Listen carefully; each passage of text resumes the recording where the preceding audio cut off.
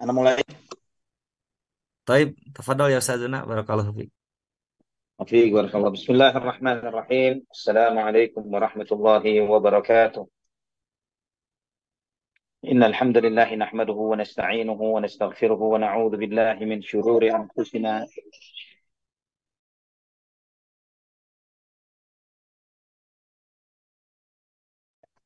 من يهده الله فلا مضل له ومن يضلل فلا هادي له. أشهد أن لا إله إلا الله وحده لا شريك له وأشهد أن محمدا عبده ورسوله لا نبي بعده. اللهم صل وسلم وبارك على عبدك ونبيك محمد وعلى آله وصحبه ومن اهتدى بهديه إلى يوم القيامة. قال الله جل وعلا: يا أيها الذين آمنوا اتقوا الله حق تقاته ولا تموتن إلا وأنتم مسلمون. أما بعد. Ikhwafillah rahimani wa rahimakumullah. Alhamdulillah, segala puji bagi Allah Subhanahu wa taala Ar-Rahmanur Rahim atas segala limpahan nikmatnya, atas kasih sayangnya dan rahmatnya yang Allah Subhanahu wa taala anugerahkan kepada kita, termasuk juga nikmat yang sangat besar, yaitu kita diberi kesempatan oleh Allah Subhanahu wa taala untuk mengkaji sirah Nabi kita Muhammad ibn Abdullah sallallahu alaihi wasallam, sehingga dengan ini kita semakin mengenal Nabi kita Muhammad bin Abdullah sallallahu alaihi wasallam, semakin mengenal beliau, semakin mengikuti sunnahnya, semakin mencintai Nabi Muhammad ibn Abdullah sallallahu alaihi wa alihi wa sahbihi wasallam. Ikhwatal iman rahimani wa rahimakumullah. Pembicaraan kita masih terkait dengan peristiwa Ahzab atau Khandaq, ya. Dan pada pembahasan kita yang terakhir kita membahas terkait dengan dalam kondisi-kondisi yang kritis seperti itu, ketika para sahabat sedang menggali parit yang mereka gunakan untuk penghalang, ya, masuknya Quraisy ke kota Madinah. Dalam kondisi yang seperti itu pun Nabi Shallallahu Alaihi Wasallam masih menanamkan ke dalam hati para sahabatnya untuk memiliki optimisme. Ya, beliau menyampaikan tentang janji-janji Allah Subhanahu wa taala kepada kaum muslimin. Ya, sebagaimana kita telah membahas pada kesempatan sebelumnya, bagaimana Nabi Shallallahu alaihi wasallam menyebutkan bahwa ketika beliau sambil memukul sebuah batu, beliau menyampaikan bahwa dijanjikan kepadaku pada pukulan ini bahwa kita akan menguasai kota-kotanya Kisra dan semua yang ada di sekitarnya. Dan kemudian Nabi SAW mengatakan, aku melihatnya dengan mata kepalaku sendiri saat ini.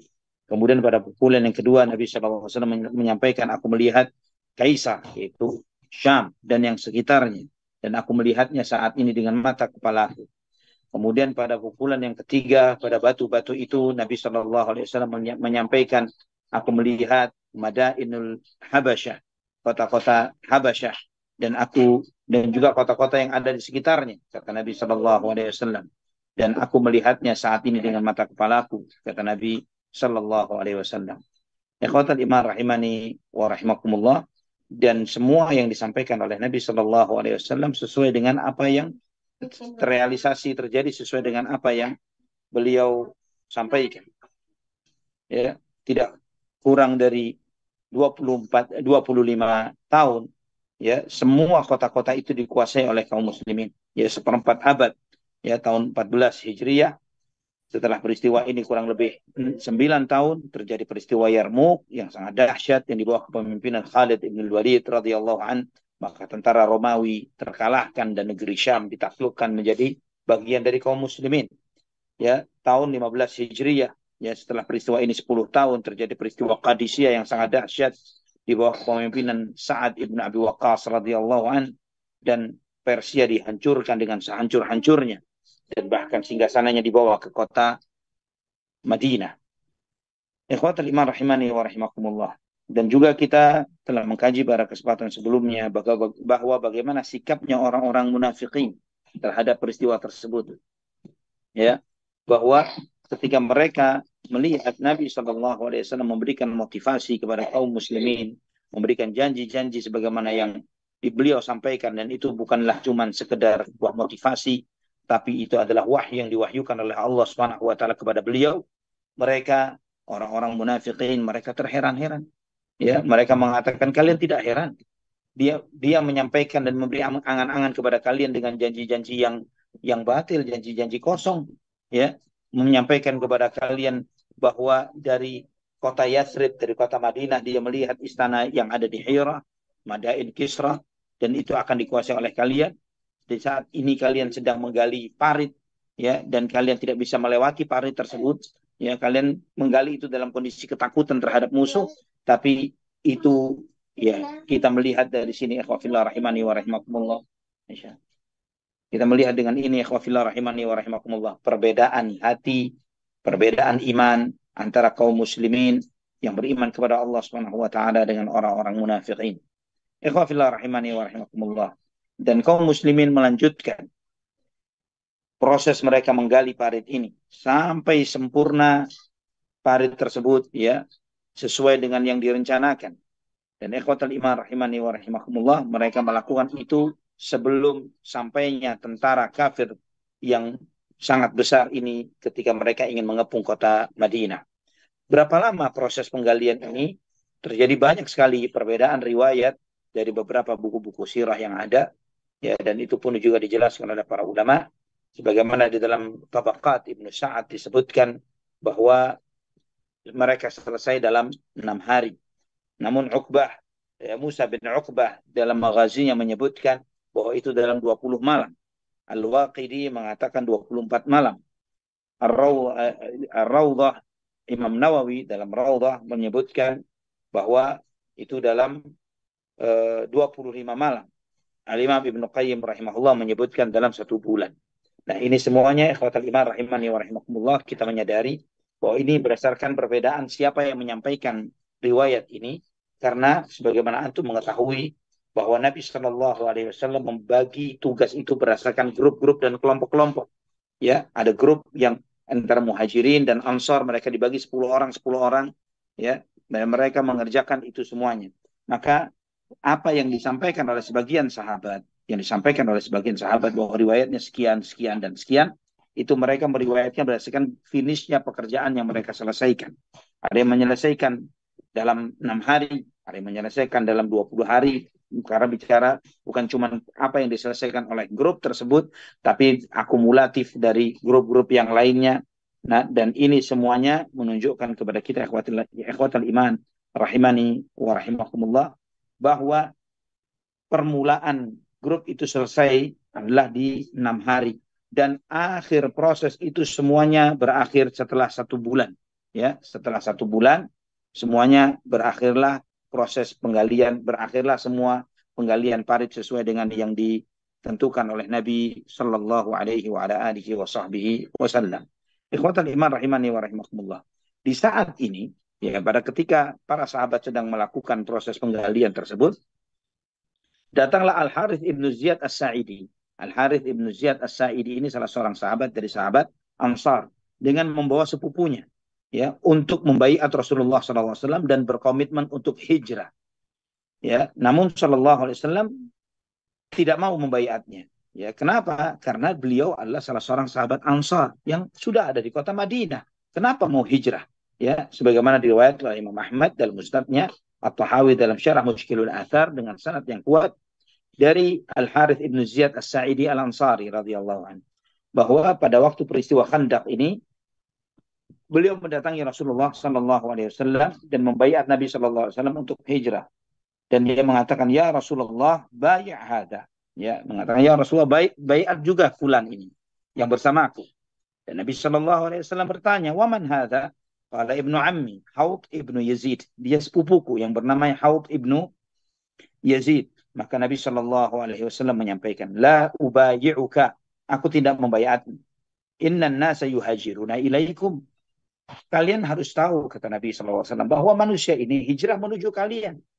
Kalian bukan baiat untuk hijrah. Hijrah mau kemana lagi? Semua para sahabat muhajirin, mereka hijrah dari kota Makkah ke kota Madinah. Dan kalian adalah tempat tujuan hijrah. Wala tuhajiruna ilaihim. Dan tidak terjadi yang sebaliknya. Kalian hijrah.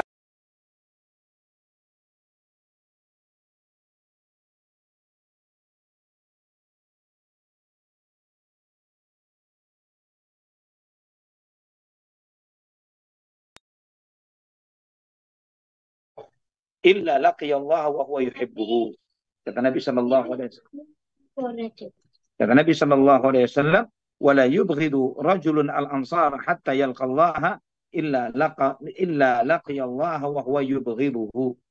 Nabi SAW menyampaikan, aku tidak membaiatmu, sesungguhnya manusia mereka hijrah kepadamu, bukan kalian yang hijrah kepada mereka. Demi Allah yang jiwa Muhammad berada di tangannya, tidaklah seseorang mencintai Ansar dan dalam keadaan seperti itu sampai dia berjumpa Allah Subhanahu wa taala, kecuali Allah Subhanahu wa taala akan mencintai orang tersebut. Dan tidaklah seseorang membenci Ansar dan dia dalam keadaan seperti itu sampai berjumpa Allah, kecuali dia akan berjumpa Allah dan Allah benci kepada dia. Ya. Dan ini menunjukkan di antara keutamaan sahabat Ansar radhiyallahu anhum, ya. Sebagaimana dalam riwayat-riwayat yang sahih yang lainnya, sampai Al-Imam Al-Bukhari rahimahullah di dalam sahihnya pun tentang menyebutkan ada bab hubbul ansar minal iman. Mencintai Ansar adalah bagian dari keimanan. Ya, la yuhibbul ansara illa mu'min wa la yubghiduhu illa munafiq. Tidaklah mencintai sahabat Ansar kecuali orang mukmin dan tidaklah membenci Ansar kecuali orang munafik. Ikhwatal iman rahimani wa rahimakumullah. Nah, ketika proses penggalian ini selesai, maka datanglah pasukan Quraisy dengan jumlah yang dia dengan membawa 4.000 pasukan, 4.000 orang. Mereka berada di beberapa dataran tinggi di kota Madinah, ya, di lembah-lembah yang ada di kota Madinah, yang jika di musim hujan itu adalah tempat penampungan atau tempat genangan air, ya, menjadi danau-danau ketika di musim hujan. Kemudian datanglah suku Ghatfan, ya, dan juga orang-orang dari Najd, dari suku Ghatfan, mereka datang dengan 6.000 orang sampai mereka berada di sisi Jabal Uhud. Ya, sebagaimana yang Allah Subhanahu wa taala sampaikan itu semuanya di dalam surat Al-Ahzab ayat 10. Ya, ketika Allah Subhanahu wa taala menyampaikan tentang mereka, "Idza'akum min fawqikum wa min asfala minkum." Ya, Allah Subhanahu wa taala mengingatkan, ingatlah kalian ketika orang-orang musyrikin, orang-orang kafir itu semuanya datang dari sisi dataran tinggi lembah itu dan dari dataran rendahnya, dari sisi timur dan barat. Ya, mereka mengepungmu, ya, dan mereka datang dari semua penjuru untuk mengepung kota Madinah. Ikhwatal iman rahimani wa rahimakumullah. Nabi sallallahu alaihi wasallam pun keluar bersama kaum muslimin, ya, dan mereka memunggungi Gunung Salak dan wajah mereka menghadap kepada para musuh. Dan Nabi sallallahu alaihi wasallam merapikan pasukannya di sana. Dan Nabi SAW, antara Nabi dengan pasukan musuh di situ ada parit yang sangat besar. Jumlah kaum muslimin pada saat itu adalah 3.000 orang. 3.000 lelaki. Dan Nabi SAW memerintahkan para wanita tetap di rumah, ya, dan mereka tetap di atap-atap rumah mereka untuk berlindung. Untuk melihat, ikhwatal iman rahimani wa rahimakumullah, kondisi ini sangat genting sekali. Karena upaya yang dilakukan oleh orang-orang musyrikin Quraisy atas hasutan orang-orang Yahudi pada saat itu oleh Huyai bin Akhtab, tujuannya adalah untuk memberangus kaum muslimin, bukan hanya membunuh Nabi Muhammad SAW, namun menghabisi umat Islam sampai ke akar-akar. Ikhwatal iman, Nabi SAW memerintahkan kepada Abdullah ibn Ummi Maktum radhiyallahu an untuk menjaga di kota Madinah, diberikan amanah untuk menjaga di kota Madinah. Adapun panjinya kaum muhajirin diserahkan kepada Zaid bin Harithah radhiyallahu an. Zaid bin Harithah maula Rasulullah sallallahu alaihi wasallam. Dan panjinya Ansar diserahkan kepada Sa'ad bin Ubadah radhiyallahu an. Ya, ini menunjukkan kepada kita bahwa bagaimana Nabi Shallallahu Alaihi Wasallam tidak membedakan manusia yang satu dengan yang lainnya, tidak dilihat dari strata sosial, tidak dilihat dari sekedar nasab. Nabi Shallallahu Alaihi Wasallam dan semua manusia sadar bahwa Quraisy itu memiliki dominasi dari sisi nasab dan yang lainnya, termasuk juga di antara kalangan muhajirin, Quraisy adalah yang paling unggul. Tapi di dalam kondisi yang seperti ini, Nabi Shallallahu Alaihi Wasallam tidak menyerahkan panji itu kepada Abu Bakar atau kepada Umar atau kepada Utsman atau kepada Ali, ya, atau kepada para sahabat Ansar yang ada seperti Sa'ad bin Abi Waqqas, Abdurrahman bin Auf dan yang semisalnya, tapi diserahkan kepada Zaid bin Harithah radhiyallahu anhu, salah seorang yang mantan budak yang dimerdekakan oleh Nabi Shallallahu Alaihi Wasallam. Adapun Ansar diserahkan kepada pemimpin mereka yaitu Sa'ad bin Ubadah radhiyallahu anhu. Nabi Shallallahu Alaihi Wasallam menyampaikan, Nabi berpesan kepada dua panglima ini, panglima Muhajirin dan panglima Ansar. Idza bayyatahumul adu, kalau nanti sampai musuh menyerang di waktu malam, ya, jika terjadi serangan dadakan di waktu malam, maka syiarnya kaum muslimin adalah Hamim la yunsarun. Hamim la yunsarun. Ya, syiarnya ini adalah semacam kode. Ya, kodenya adalah Hamim la yunsarun. Kenapa? Karena ketika terjadi serangan di waktu malam, maka itu akan mengacaukan ya keadaan dan kondisi pada saat itu. Maka menyebabkan kaum muslimin tidak saling mengetahui siapa yang datang, siapa yang dekat, siapa yang mendekati mereka. Ya, apakah itu sahabat yang sedang ingin berlindung ke dalam kemah mereka atau tempat mereka bersembunyi, atau musuh yang ingin menyerang karena kondisi yang gelap. Ya, tidak ada pencahayaan seperti di zaman kita saat ini. Maka itu menjadi kode di antara kaum muslimin, yaitu Hamim la yunsarun. Ya, ini juga menunjukkan bagaimana Nabi Shallallahu Alaihi Wasallam dalam kode pun menggunakan ayat-ayat Al-Quran. Ya, kode di dalam perang. Ya, dan juga di dalam kode itu sendiri juga menunjukkan kepada kita bahwa setiap muslim harus selalu memiliki optimisme dengan Al-Quran yang telah Allah berikan kepada mereka. Karena Al-Quran itu memberikan optimisme pada diri seorang muslim. Ya, Nabi SAW menyebut Hamim, itu menunjukkan surat-surat yang diawali dengan Hamim. La yunsarun, artinya mereka tidak akan ditolong oleh Allah. Ya, itu memberikan motivasi kepada kaum muslimin agar mereka dekat dengan kitabullah, dekat dengan Al-Quranul Karim, dan kemudian di saat yang bersama mereka optimis dengan janji-janji Allah subhanahu wa ta'ala kepada mereka, bahwa mereka akan selalu diberi kemenangan oleh Allah subhanahu wa ta'ala. Ikhwatal iman rahimani wa rahimakumullah. Kemudian di saat datangnya mereka ke kota Madinah, Nabi SAW membangun kemah ya, yang terbuat dari kulit binatang, dan kemah itu dijaga oleh sekelompok orang dari kalangan Ansar. Ya, di antaranya adalah Abbad bin Bishr radhiyallahu an. Ya, tiap malam mereka menjaga Rasulullah sallallahu alaihi wasallam. Dan di dalam kondisi seperti inilah datanglah pasukan yang besar, ya, yang jumlah mereka 10.000 orang. Yang Allah Subhanahu wa taala menyebutkan tentang kondisi itu di dalam surat Al-Ahzab ayat 22. Falamma ra'al mu'minuna al-ahzab qalu hadza ma wa'adana Allah wa rasuluhu wa sadaqallahu wa rasuluhu wa ma zadahum illa imanan wa taslima.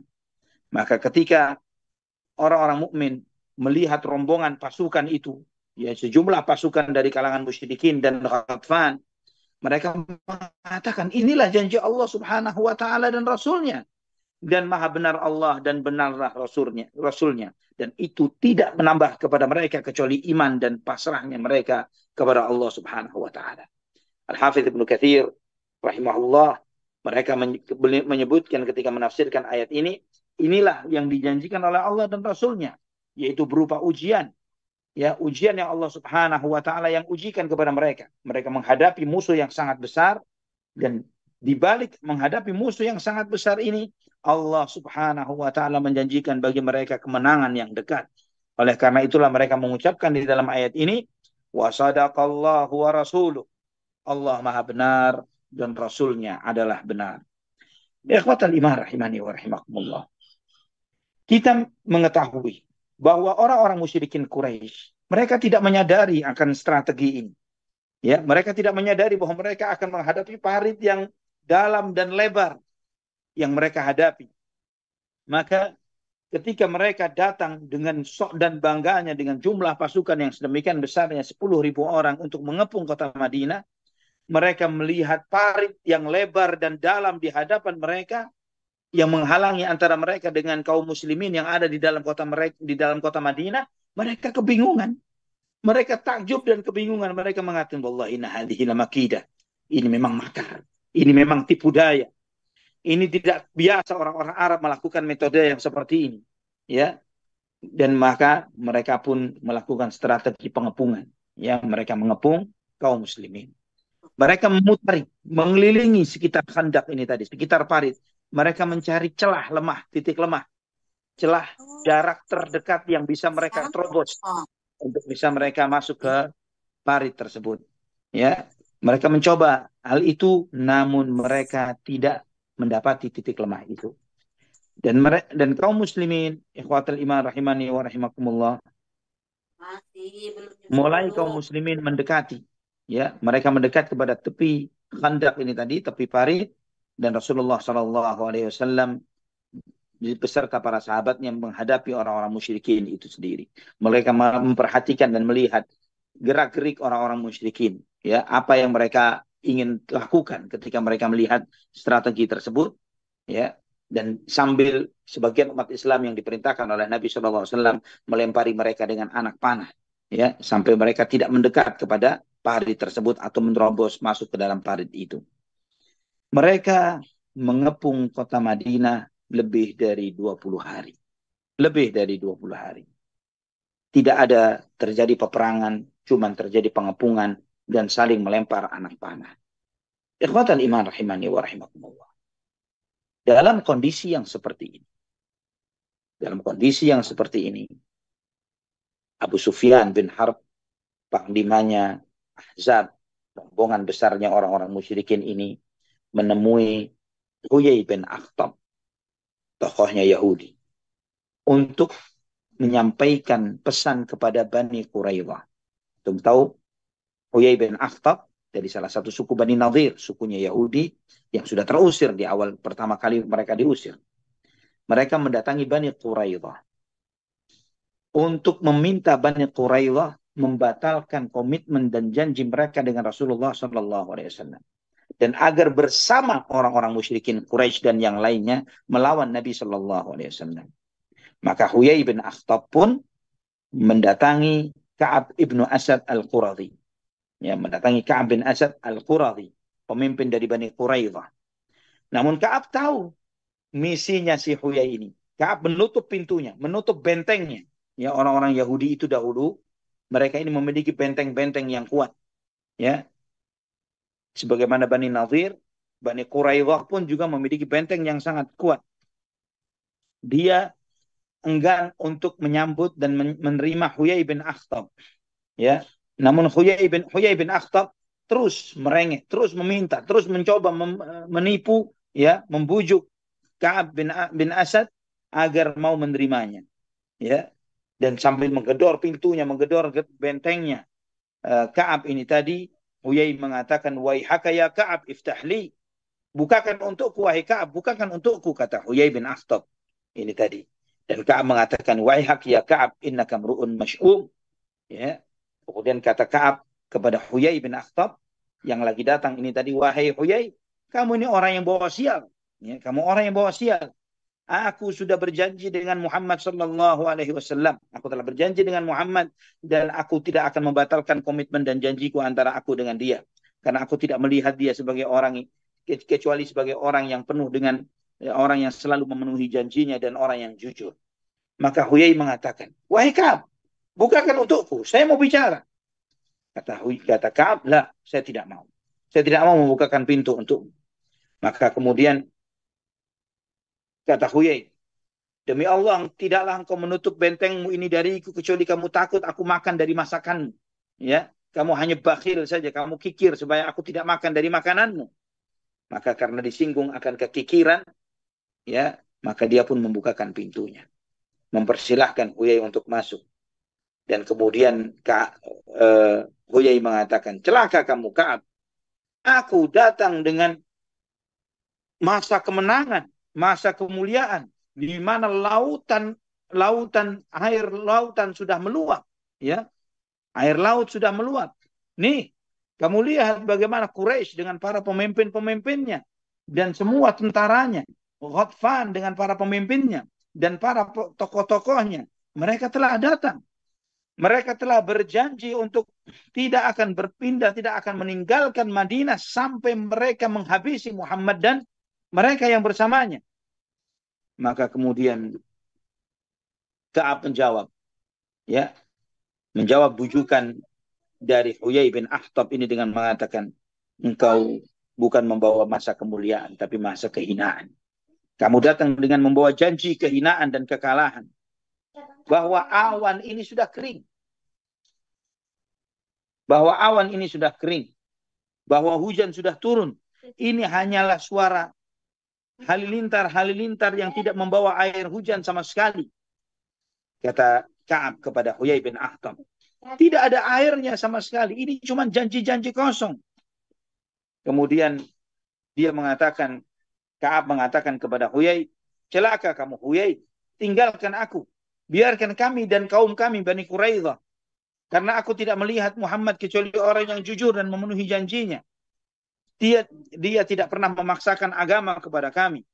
Dia tidak pernah mengambil harta kami. Dan kami tidak memiliki celah sedikit pun dari apa yang dia perbuat. Semuanya baik. Sedangkan kamu mengajak kepada kebinasaan. Aku ingatkan kamu, wahai Huyai. Ya, aku ingatkan engkau atas nama Allah Subhanahu wa Ta'ala. Karena kamu masih memiliki kedudukan di hati kami masih mau menerimamu. Namun, ikhwafillah rahimani wa rahimakumullah, setelah terus-menerus Amr bin Sa'ad ya mengingatkan akan komitmen Nabi Muhammad sallallahu alaihi wasallam, janji Nabi Muhammad sallallahu alaihi wasallam, ya, setelah menyampaikan itu, kemudian dia mengatakan, kata Amr bin Sa'ad Al-Quradhi, dia berkata kepada yang lainnya yang sedang berbicara pada saat itu, ya ma'syara Yahud, innakum qad halaftum Muhammadan ala ma qad alimtum alla takhunuhu wa la tansuru alaihi aduwa.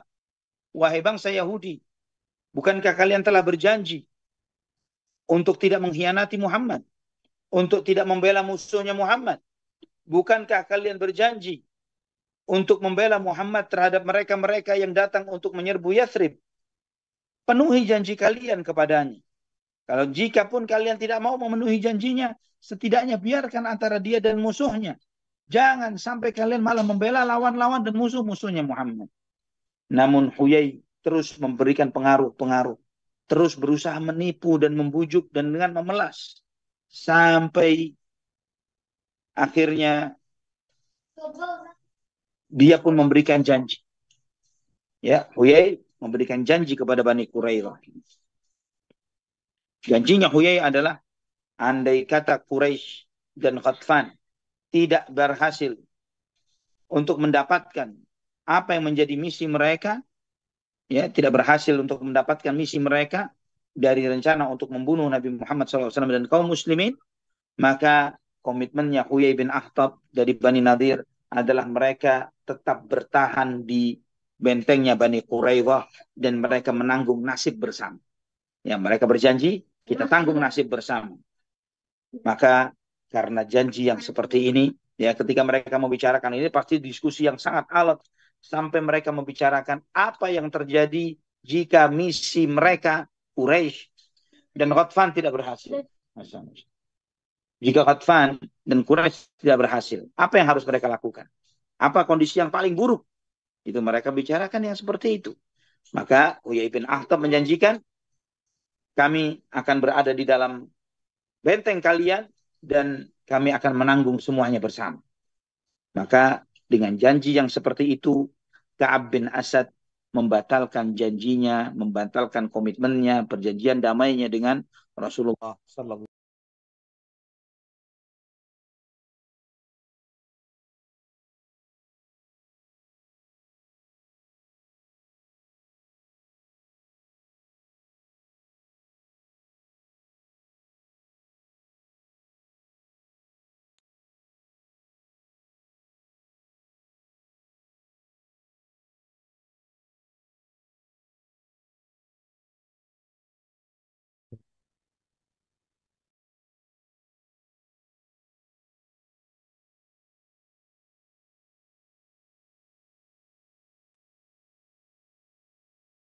Bila Ustaz terlempar Ustaz. Nah, sempat loading. Ya, baik kan. Ikhwafillah rahimani wa rahimakumullah. Maka Bani Quraidah pun merobek perjanjian mereka dengan Nabi SAW. Dan Bani Quraidah bergabung dengan kaum musyrikin untuk melawan kaum muslimin. Maka di sini kita mengetahui, ikhwatal iman rahimani wa rahimakumullah, bagaimana ambisi Bani Quraidah, ya, bahwa ambisi mereka, upaya mereka untuk menjaga perjanjian mereka dengan Nabi Muhammad SAW itu hanyalah kekhawatiran dan ketakutan mereka saja. Ya, kenapa mereka menjaga komitmen? Karena mereka sangat takut akan resiko dari pengkhianatan itu terhadap diri mereka. Namun ketika mereka mengira bahwa mereka memiliki secara perhitungan, mereka mengira bahwa mereka bakal menang, mereka bakal menguasai kaum muslimin, maka di saat itu maka mereka pun mengambil opsi untuk berkhianat kepada Nabi Shallallahu Alaihi Wasallam. Maka mereka pun bergabung dengan orang-orang musyrikin untuk menyerang kaum muslimin. Ikhwatal iman rahimani wa rahimakumullah. Berita ini sampai kepada Nabi Shallallahu Alaihi Wasallam, sampai kepada Nabi bahwa Bani Quraidah membatalkan perjanjian damai mereka dengan Nabi Shallallahu Alaihi Wasallam. Maka Nabi Shallallahu Alaihi Wasallam memerintahkan kepada Zubair ibn al-Awwam radhiyallahu an untuk memastikan berita ini. Sebagaimana diriwayatkan dalam Sahih Bukhari dan Muslim, ya, Imam Bukhari dan Muslim meriwayatkan dari Abdullah ibn Zubair radhiyallahu anhu bahwa di dalam peristiwa Ahzab, kata Abdullah, ini anaknya Zubair ibn al-Awwam, aku dan Umar ibn Abi Salamah, Umar anak angkat Nabi Muhammad SAW, ya, dua anak kecil nih, Abdullah bin Zubair dan Umar bin Abi Salamah, ini dua masih anak kecil, yang kami di antara para wanita seringkali kami melihat bagaimana kondisi peperangan, ya, bagaimana mereka melihat kondisi peperangan itu dengan salah satunya naik di punggung yang lain, ya, salah satunya naik di punggung yang lainnya untuk mengamati, melihat bagaimana kondisi peperangan pada saat itu. Ikhwafillah rahimani wa rahimakumullah. Maka kata Abdullah bin Zubair, saya melihat ayahku, dia keluar dari pasukan dengan kudanya menuju Bani Quraidah 2 atau 3 kali. Ya. Dan ikhwatal iman, ketika aku pulang, ya, ketika aku pulang dan ketika peperangan ini selesai, maka aku berkata, kata Abdullah bin Zubair kepada ayahnya, ya abati, ra'aitu takhtalif, aku melihat kamu pulang pergi dari medan perang. Maka ayahnya bertanya, kamu melihat itu? Maka Abdullah mengatakan iya. Kemudian kata ayahnya, kata Zubair, karena Rasulullah SAW qala, man ya'tini Bani Quraidah fayatini bi khabarihim. Siapa yang mau menyampaikan untukku apa yang terjadi dengan Bani Quraidah dengan membawa berita dari mereka, maka aku pun pergi. Ya. Dan ketika aku balik, Nabi Shallallahu Alaihi Wasallam menyambutku dengan ucapan, dengan sabda beliau, fidaka abi wa ummi, aku tebus engkau dengan kedua orang tua. Ya, dalam Sahih Bukhari dan Muslim juga dari Jabir bin Abdullah, dalam waktu peristiwa Ahzab ini menyampaikan, ya, Nabi bertanya, man ya'tina bi khabaril qaum, siapa di antara kalian yang mau menemui Bani Quraidah?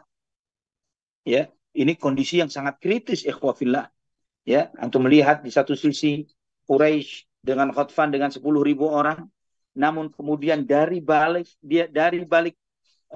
Khandaq itu, dari balik parit, ternyata mereka menghadapi musuh-musuh dari dalam selimut, yang ternyata dari belakang mereka orang-orang Yahudi mencoba menikam mereka dari belakang dengan membatalkan komitmen dan janji mereka dengan Rasulullah SAW.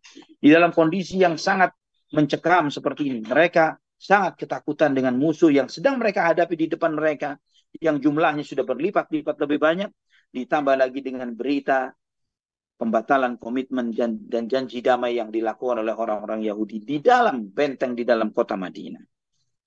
Maka ketika Nabi SAW bertanya, man ya'tina bi khabaril qaum, siapa di antara kalian yang mau untuk pergi mencari berita apa yang sedang terjadi di Bani Quraidah?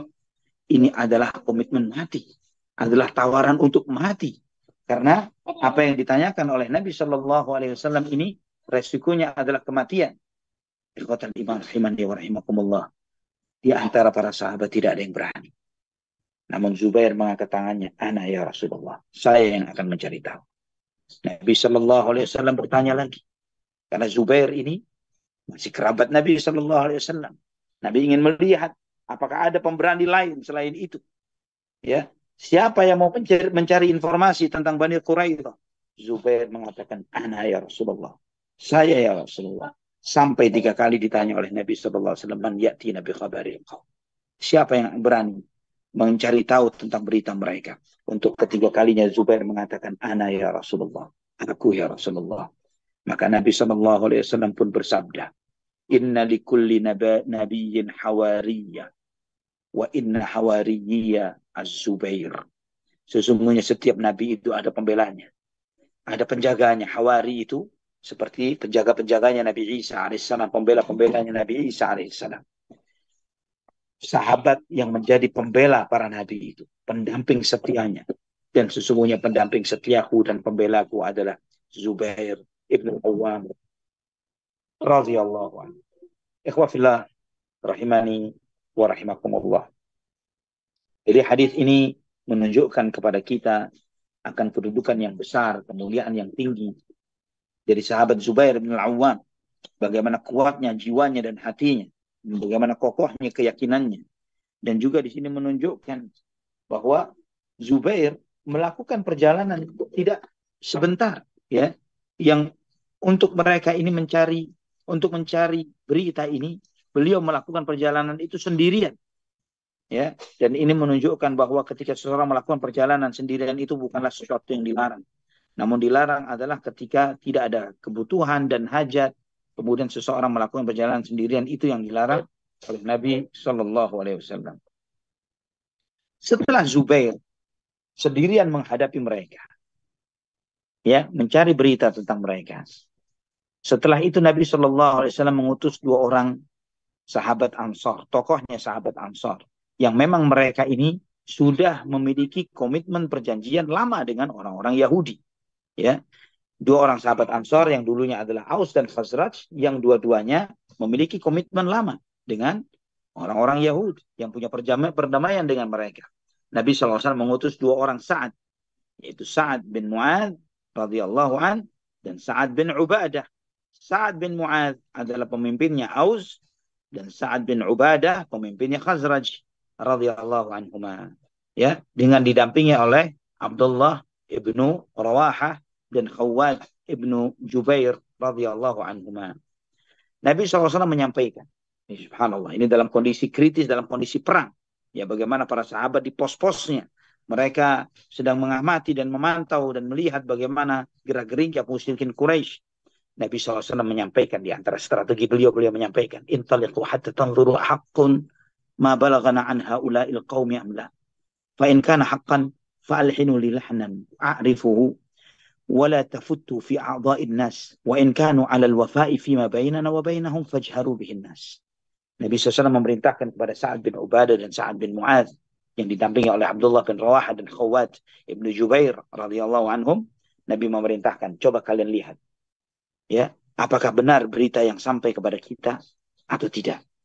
Andai kata benar, tolong sampaikan kepadaku berita ini dengan kode, dengan isyarat.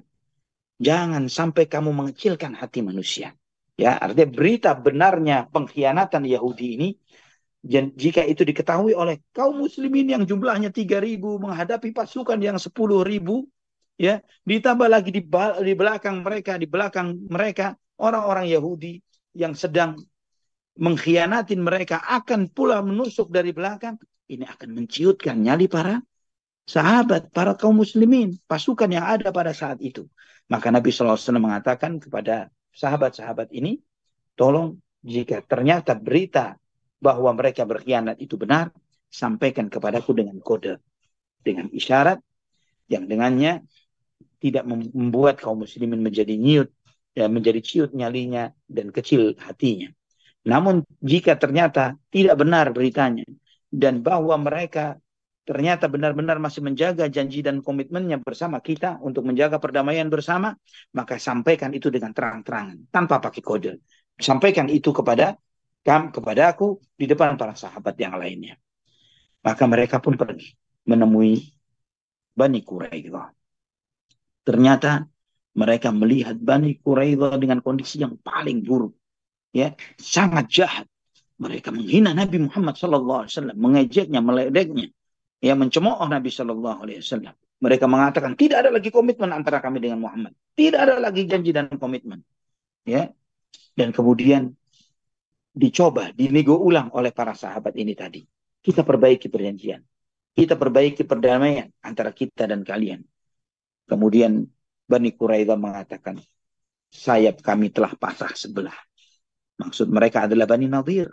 Ya, Bani Nadir yang sudah terusir. Mereka mengatakan sayap kami telah patah sebelah.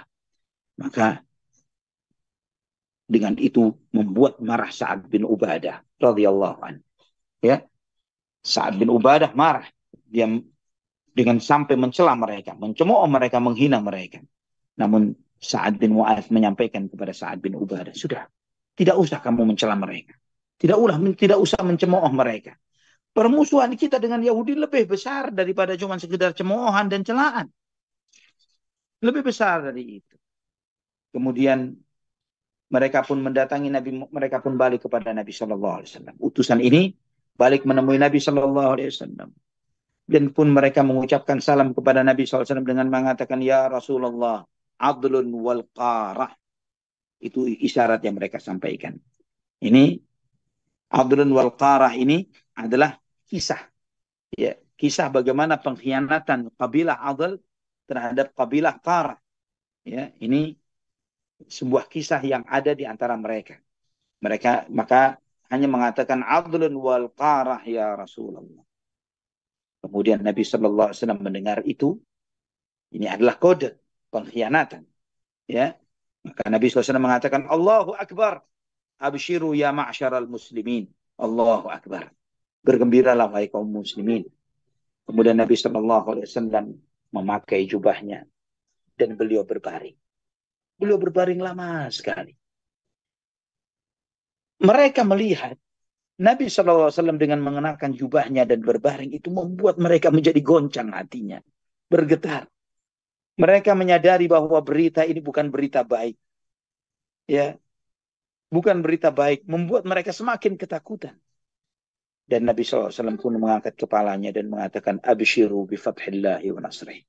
Bergembiralah kalian dengan kemenangan dari Allah dan pertolongan dari Allah Subhanahu wa Ta'ala. Subhanakallahumma ya Rabb. Ikhwatal iman rahimani wa rahimakumullah. Kondisi ini semakin dahsyat. Bala, kaum muslimin merasakan ini sebagai sebuah bala, sebuah musibah yang sangat besar yang mereka hadapi.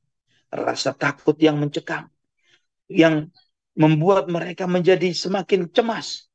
Dan itu menyelimuti sampai kepada keluarga mereka yang ada di rumah. Anak-anak dan para wanita. Bagaimana mereka melihat kepungan dari segala penjuru. Dari hadapan mereka orang-orang musyrikin dan Ghatfan. 10.000 orang. Dan dari belakang mereka orang-orang Yahudi.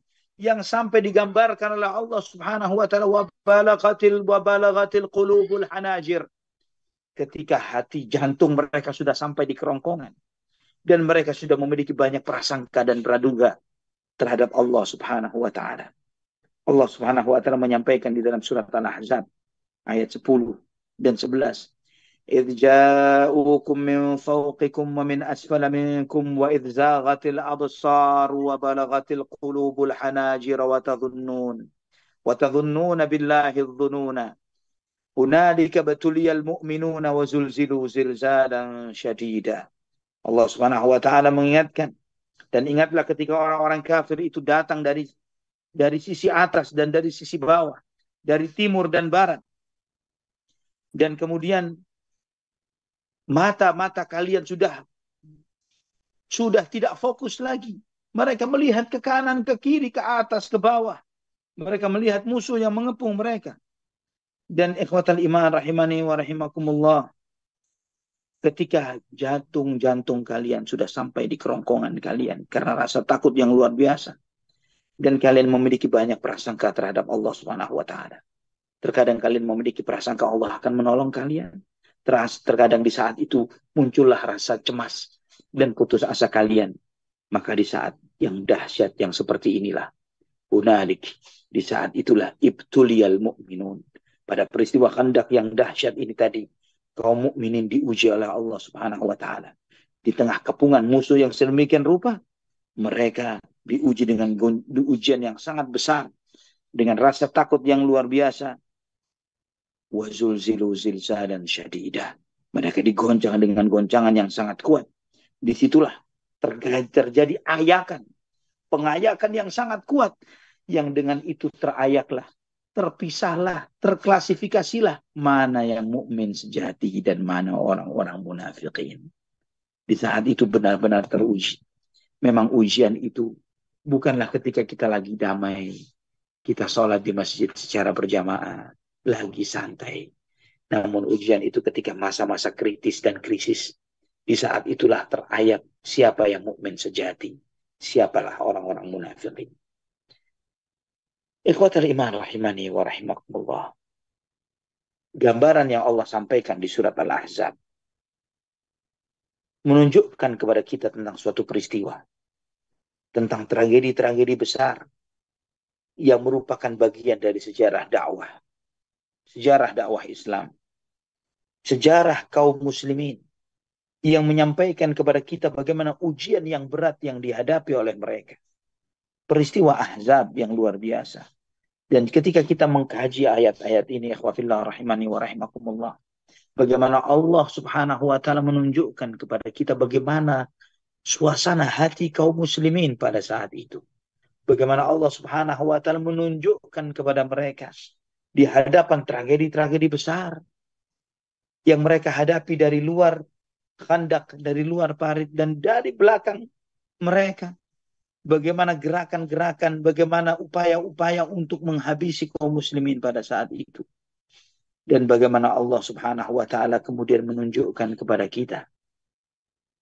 Allah mendidik umat ini, mendidik kita semuanya dengan Al-Quran, dengan peristiwa-peristiwa yang kita jalani, yang dijalani oleh generasi pertama umat ini, dan dengan ayat-ayat Al-Quran di dalam fase yang sama, dengan cara yang sama. Ikhwafillah rahimani wa rahimakumullah. Pernah di dalam suatu riwayat, ini setelah peristiwa itu terjadi, setelah lewat masa-masa ini, ya, sebagaimana diriwayatkan oleh Imam Ahmad di dalam musnadnya, Ibnu Ishaq dalam sirahnya dengan sanad yang hasan dari Muhammad bin Ka'ab Al-Quradhi, beliau menceritakan, ada salah seorang di antara kita dari Kufah bertanya kepada Hudzaifah ibnul Yaman radhiyallahu anhu. Ya, ini ketika para tabi'in lagi duduk ngaji, mendengarkan cerita seperti antum semuanya, seperti kita saat ini mendengarkan cerita Nabi Muhammad SAW. Namun bedanya mereka sedang bertanya dengan saksi sejarah. Bertanya kepada Hudzaifah ibnul Yaman, ya Aba Abdullah, ra'aitum Rasulullah SAW wa sahibtumuhu? Engkau pernah melihat Nabi Muhammad SAW? Engkau bersahabat dengan beliau? Maka Hudzaifah ibnul Yaman mengatakan, na'am ya ibn akhi. Iya, benar, wahai anak. Kaifa kuntum tasna'un? Bagaimana kalian menyikapi Nabi SAW? Kata Hudzaifah, wallahi laqad kunna najhad, dengan segala kesungguhan kami, dengan segala kemampuan yang bisa kami lakukan, kami berupaya semaksimal mungkin untuk memuliakan, beriman dan mencintai beliau sallallahu alaihi wasallam.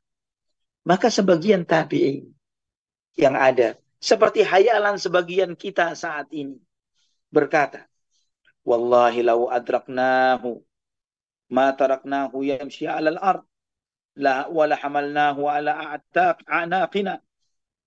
Demi Allah, andai kata kita berjumpa Nabi Muhammad SAW dan hidup bersama beliau, kami tidak akan membiarkan beliau berjalan di muka bumi. Kami akan bopong beliau SAW. Kami akan taruh di atas leher-leher kami. Ini hayalan sebagian kita. berhayal untuk hidup di masa beliau sallallahu alaihi wasallam, berjihad, berjuang bersama beliau sallallahu alaihi wasallam tanpa melihat kondisi dan keadaan. Bagaimana dahsyat dan peliknya, bagaimana luar biasanya apa yang mereka hadapi di masa itu. Kemudian Hudzaifah menjawab, "Ya ibna akhi, wahai anakku, wallahi laqad ra'aituna ma'a Rasulillah sallallahu alaihi wasallam bil Khandaq." Kami bersama Nabi Muhammad sallallahu alaihi wasallam di pada peristiwa Khandaq. Dan dia menceritakan bagaimana kritisnya kondisi saat itu. Dan kemudian Nabi sallallahu alaihi wasallam bersabda, "Man rajulun yaqum fayanzuru lana ma fa'ala al-qaum thumma yarji'." Siapa di antara kalian wahai kaum muslimin, wahai ansar wal muhajirin, siapa di antara kalian yang mau berdiri untuk berangkat untuk melihat bagaimana sikapnya orang-orang Bani Quraidah dan kemudian balik menyampaikan kepada aku apa yang terjadi di antara mereka. Dan Nabi sallallahu alaihi wasallam menyampaikan, barang siapa yang berdiri, barang siapa yang melihat keadaan mereka, as'alullah an yakuna rafiqi fil jannah. Aku minta kepada Allah dia akan menjadi teman dekatku di surga. Itu menunjukkan kritisnya saat itu. Tidak mudahnya saat itu. Apa kata Hudzaifah? Fama qama rajulun minal qaumi min syiddatil khauf. Karena rasa takut yang menguasai hati mereka, tidak ada seorang pun yang berdiri. Tidak ada seorang pun yang berdiri. Min syiddatil khauf wa syiddatil ju' wa syiddatil bard. Karena rasa takut yang mencekam mereka. Karena rasa lapar yang menguasai mereka. Dan dingin yang demikian kuatnya menyengat mereka. Subhanallah. Di saat itu ikhwatal iman, rahimani wa rahimakumullah, munafik mulai berbicara. Kemunafikan mulai bersuara. Orang-orang yang berpenyakit di dalam hati mereka mulai speak up. Di saat umat Islam lemah, di saat umat Islam tidak punya kuasa, tidak punya pengaruh, tidak punya kekuatan, maka dengan lantanglah suara-suara kemunafikan menyuarakan kemunafikan mereka. Dengan mengatakan, kana Muhammadun ya'iduna an na'kula kunuza Kisra wa Qaisar. Wa ahudunal yawma la ya'manu ala nafsi an yadhaba ila qadai hajatihi. Nih, janji Muhammad. Katanya dia mengatakan kepada kita semuanya kita akan memakan harta dari kekayaan Kisra dan Kaisar. Namun kenyataannya yang terjadi adalah kita mau buang hajat saja ketakutan. Kita mau buang hajat saja kita ketakutan. Bagaimana kemudian mau mengikuti apa yang ditawarkan oleh beliau kepada kita? Untuk mencari berita dari Bani Quraidah yang itu akan menambah kesialan di dalam kesialan. Dan kita telah mengetahui kisahnya, maka kenapa Nabi sallallahu alaihi wasallam memuji Zubair Ibn al-Awwam radhiyallahu anhu dengan mengatakan, inilah hawariyinku, inilah pembelaku, inilah penolongku, Zubair Ibn al-Awwam, yang ditawarkan 2 kali, 3 kali, hanya Zubair yang mengangkat tangannya, aku ya Rasulullah, aku ya Rasulullah, radhiyallahu anhu arba. Ikhwatal iman, rahimani wa rahimakumullah, masih banyak cerita, masih banyak kisah, masih banyak hal-hal yang mencekam yang terjadi pada waktu peristiwa Ahzab ini tadi. Masih banyak hal-hal upaya yang dilakukan oleh Quraisy untuk menerjang Khandaq, untuk memulai peperangan itu. Dan bagaimana sikap kaum muslimin pada saat itu. Dan ikhwatal iman rahimani wa rahimakumullah, bagaimana tragedi ini dan bagaimana Allah subhanahu wa ta'ala mengakhiri peristiwa perang Khandaq masih sebuah cerita yang sangat panjang. Masih menjadi sebuah cerita yang sangat panjang. Karena hari-hari yang dihadapi oleh kaum muslimin di dalam kepungan itu tidaklah mudah. Ditambah dengan adanya pengkhianatan di dalam selimut mereka. Di dalam kubu mereka. Yang dilakukan oleh orang Yahudi. Yang itu adalah memang kebiasaan mereka dari nenek moyangnya. Jika mereka berani berkhianat kepada Nabi yang mereka sanjung dan mereka muliakan, Musa alaihissalam. Bagaimana dengan mereka bagaimana mereka kemudian tidak mau berkhianat kepada Nabi yang mereka tidak mau beriman terhadapnya, yaitu Muhammad sallallahu alaihi wasallam. Barakallahu fikum. Masya Barakallahu Allah. fiik. Oh, barakallahu fiik ya Ustazuna. Masya Allah. Kisah yang sangat menarik sekali dan mendebarkan. Dan betul sekali. Ini kisah Huzaifah kepada para tabi'in tadi yang sangat bernilai sekali. Dan para tabi'in tadi seolah-olah ingin berada dekat. Dan pada kenyataannya pada saat Perang Khandaq itu sangat mendegangkan.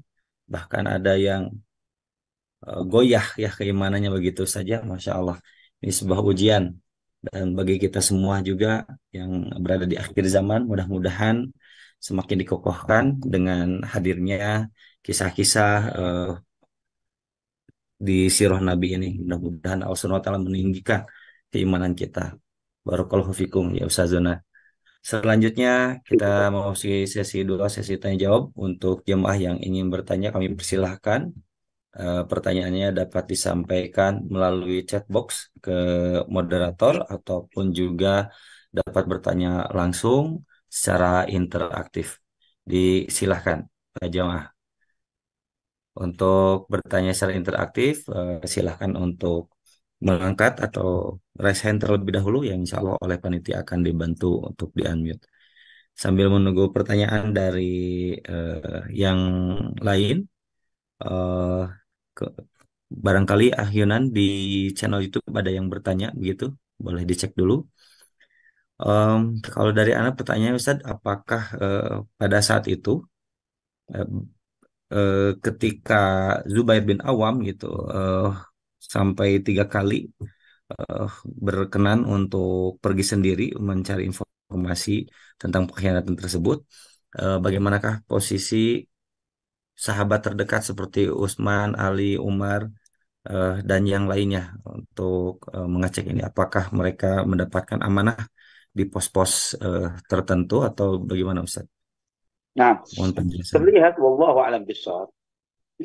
Terlihat bahwa karena kondisi yang seperti ini menunjukkan kepada kita bahwa Nabi Shallallahu Alaihi Wasallam berkepentingan pertama menjaga keamanan, kedua memberikan motivasi dan membesarkan hati para sahabat.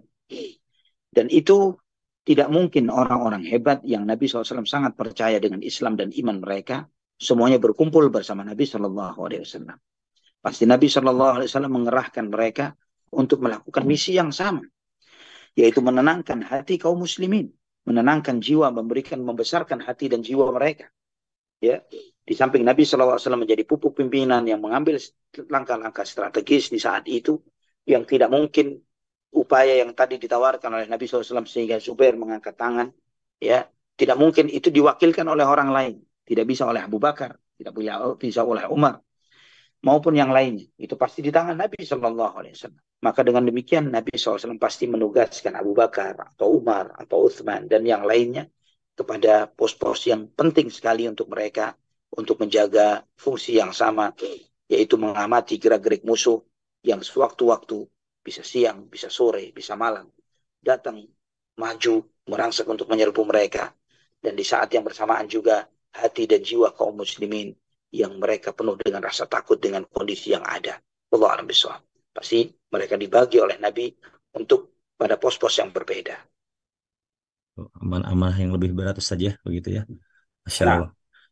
Tapi untuk selanjutnya kami persilakan bagi jemaah yang ingin bertanya, eh, boleh menyampaikan pertanyaannya melalui chat box ke moderator ataupun juga bertanya secara langsung, secara interaktif dengan cara mengklik tombol raise hand terlebih dahulu. Insya Allah oleh panitia akan dibantu untuk di-unmute. Silakan Ummu Firly.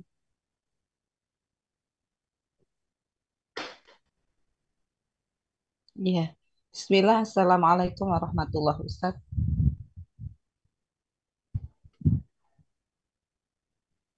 Assalamualaikum. Waalaikumsalam warahmatullahi wabarakatuh. Iya. Silakan Ummu Firly. Afwan Ustadz, yang tadi apa namanya ketika Waalaikumsalam warahmatullahi wabarakatuh. iya, Barakallahu Fik, mau Afwan Ustadz, Mufiq, tadi barakallahu mufiq. ya Ustadz sampaikan ketika apa namanya umat Islam yang semakin kesini semakin kritis itu orasi apa yang disampaikan orang-orang munafik pada saat itu, Ustadz? Karena tadi Ustadz menyampaikan bahwa orang-orang munafik sudah mulai menyuarakan seperti itu.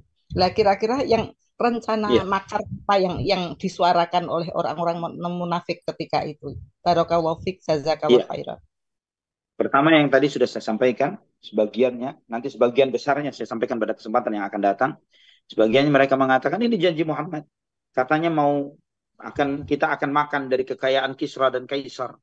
Malah kita membuat kita dalam kondisi yang sangat mencekam dan ketakutan yang seperti ini. Ya. Dan juga nanti ada lagi suara-suara mereka bagaimana mereka menyampaikan bahwa mereka merasa tidak aman dengan anak istri mereka yang mereka tinggal dan seterusnya. Yaitu mereka akan suarakan. Tapi nanti insya Allah pada pertemuan yang berikutnya kita akan lebih mendalami apa yang mereka sampaikan, yang mereka ucapkan. Dan itu menambah khawatir kaum muslimin terhadap diri mereka karena terbayang tentang keluarga. Bagaimana istri, bagaimana anak. Mereka sedang dipos di medan jihad. Dan di saat yang bersamaan, kondisi yang bersamaan juga, ya, di belakang mereka Yahudi berkhianat, ya, dan Yahudi ini sewaktu-waktu bisa merangsek memasuki kota Madinah, ya, tanpa ada penjagaan dari kaum muslimin terhadap istri dan keluarga mereka yang ada di sana, yang hanya dititipkan kepada Abdullah ibnu Ummi Maktum radhiyallahu an, yang notabene adalah seorang sahabat yang buta, ya. Ini kondisi yang sangat mencekam yang terjadi pada saat itu. Ketika muncul sebagian orang munafikin kemudian juga menyuarakan bahwa kita mengkhawatirkan kondisi anak-anak dan istri-istri kita juga. Itu diantaranya. Untuk selanjutnya, Amr dari Amerika dan Kanada, disilakan pertanyaannya. Ya, jazakumullahu khairan, Kang Zai. Jazakumullahu khairan Ustadz atas materinya hari ini. Yang ingin ditanyakan Ustadz, mohon pencerahannya. Ya. Bagaimana ketika kita melihat bahwa orang-orang Yahudi ini yang sudah kesehariannya sebenarnya mempercayai Rasulullah Sallallahu Alaihi Wasallam, tetapi tetap saja membuat fitnah dan melakukan kebohongan. Ketika kita berinteraksi dengan orang-orang Yahudi, Ustadz, akhirnya menjadi khawatir karena Yahudi selalu bersifat seperti itu. Apa yang bisa Ustadz nasihatkan bila kita punya lingkungan teman atau teman kerja orang Yahudi, Ustadz? Ya, jazakumullahu khairan atas nasihat Ustadz. Barakallahu fiik.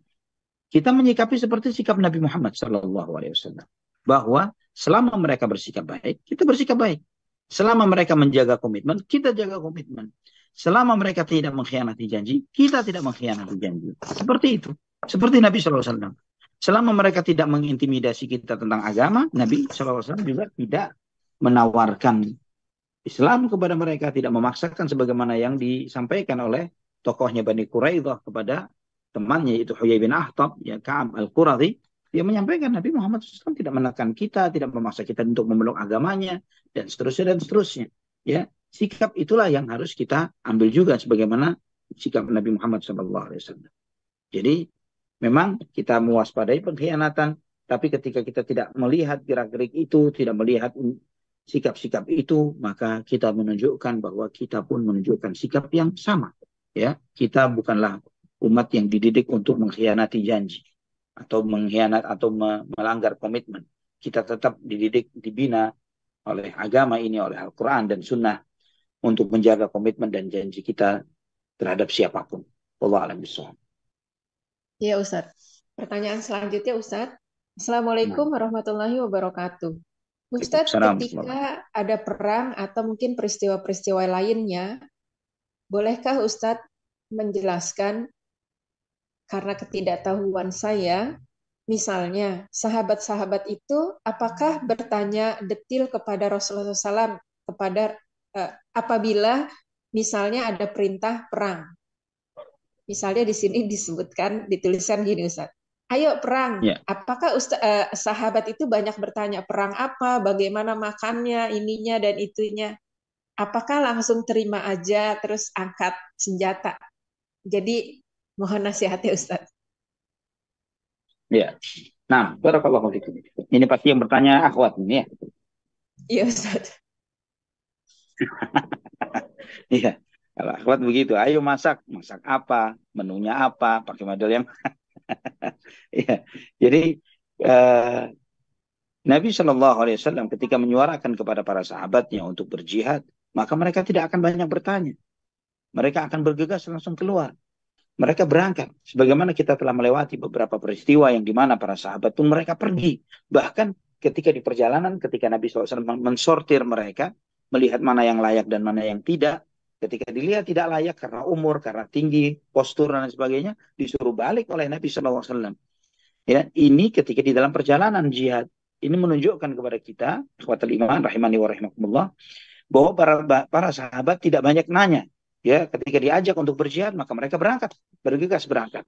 Tentang bagaimana pengaturan pasukan, mana di posisi ini, mana di posisi itu, bagaimana strategi selanjutnya. Mereka benar-benar sami'na wa ata'na dengan apa yang ditentukan oleh Nabi Shallallahu Alaihi Wasallam dan para sahabatnya. Wallahu a'lam bishawab. Iya Ustaz.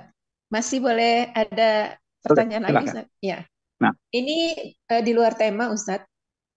Assalamualaikum warahmatullahi wabarakatuh. Afwan Ustaz, mohon nasihatnya.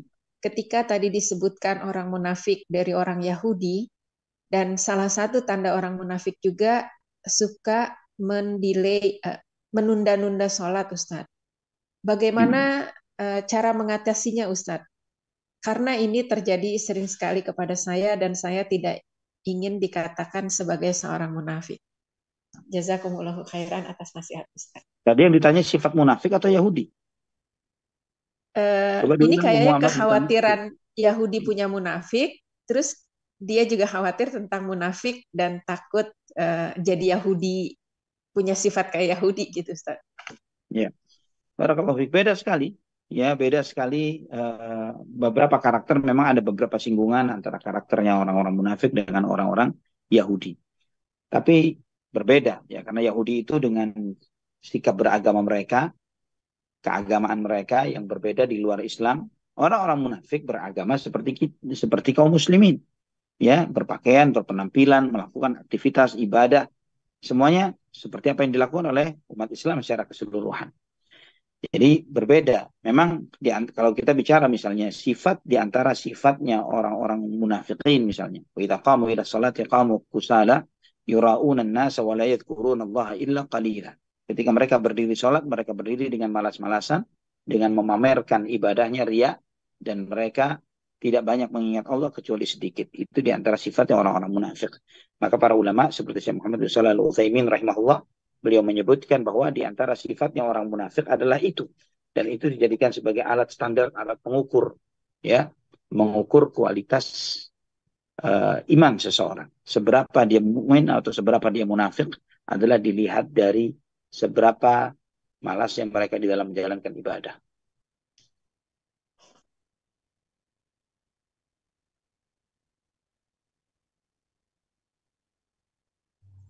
Ya, Ummu Amr. Ya, jazakumullahu khairan. Kang Zaid, jazakumullahu khairan Ustaz atas penjelasan dan nasihat-nasihatnya. Baik. Masya Allah, 3 pertanyaan dari jemaah di Amerika dan Kanada yang diwakili oleh Ummu Amr di Sawung Uwah. Untuk selanjutnya mungkin Ustaz sebelum diakhiri mungkin ada kata akhir kalam di kajian pada malam hari ini. Tafadhol ya Ustaz. Nah, ikhwafillah rahimani wa rahimakumullah. Materi kita berikutnya masih tentang peristiwa perang Khandaq bagian ketiga. Ya, kita masih ada beberapa pembahasan yang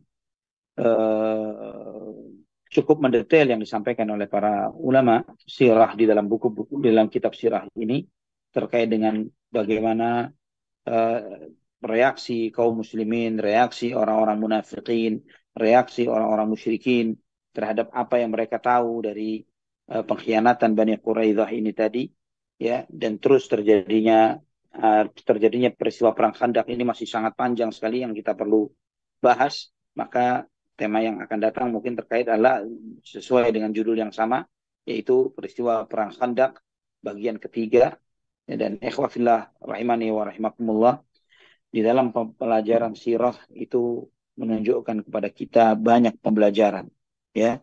Lebih kepada diantaranya adalah bagaimana sikap mental, ya, bagaimana jiwa dan sikap mental seorang muslim, seorang mukmin, bahwa ujian itu adalah ketika kita di titik-titik kritis, di titik-titik nadir, di mana di saat itulah seseorang itu teruji benar dan tidak benarnya keislaman dan keimanan mereka.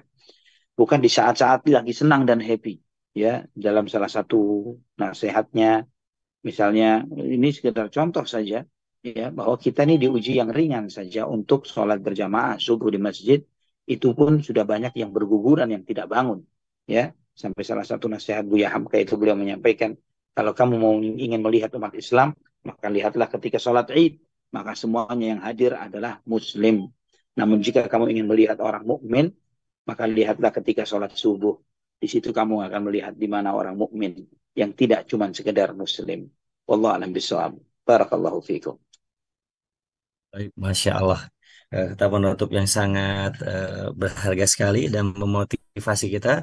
Semoga dengan hadirnya kajian Sirah Nabi SAW ini menambah kekuatan keimanan kepada kita semua, keistiqomahan untuk mencintai Allah dan Rasulnya, Rasulullah SAW, dan tentu saja kita mengikuti sunnahnya setahap demi setahap, sedikit demi sedikit, sekemampuan kita, dan kita diberikan kekuatan untuk menyampaikan pada famili atau saudara kita. Baik, terima kasih Ustadz atas malam Barakallahu hari ini fiikum. untuk kajian malam hari ini, dan rupanya sudah ada ini apa namanya panggilan untuk ngelonin anak-anak Ustadz. Sudah beberapa kode anak-anaknya begitu. Mudah-mudahan Ustadz Ali dan juga keluarga semuanya sehat walafiat Amin ya dan rabbal alamin. senantiasa dijaga oleh Allah Subhanahu wa taala. Amin ya rabbal alamin. Barakallahu fiik Ustadz. Selamat istirahat. Fiikum barakallahu. Nah, hayakumullah. Jazakallah khair. Kita tutup dengan Baik, doa Allah kafaratul Ustadz. majlis. Subhanakallah Wa wa jazakallahu bihamdik. khairan. Asyhadu an la ilaha illa Wa anta subhanaka astaghfiruka wa wa atubu bihamdika ilaik. asyhadu an la ilaha illa anta astaghfiruka wa atubu Assalamualaikum ilaik. warahmatullahi wabarakatuh. Assalamualaikum warahmatullahi Waalaikumsalam wabarakatuh. warahmatullahi wabarakatuh. Waalaikumsalam warahmatullahi wabarakatuh. Baik, jemaah sekalian rahimani wa rahimakumullah. Demikianlah perjumpaan dengan Ustazuna Ali Hasan Bawazir Hafizahullah untuk kajian pada malam hari ini di tema kajian peristiwa Perang Khandaq bagian kedua. Insya Allah untuk pekan depan, sebagaimana yang telah disampaikan oleh Ustazuna Ali, kita masih akan melanjutkan kembali temanya peristiwa Perang Khandaq di bagian ketiga. Semoga Allah Subhanahu wa taala memberikan kepada kita semua keteguhan keistiqomahan untuk belajar ilmu syar'i dan diberikan kekuatan untuk keimanan kita agar tidak luntur barang sedikit pun. Terima kasih atas kehadirannya. Mohon maaf atas segala kekhilafan. Aku qouli hada fastaghfirullah li wa lakum. Subhanakallahumma bihamdika asyhadu an la ilaha illa anta astaghfiruka wa atubu ilaik.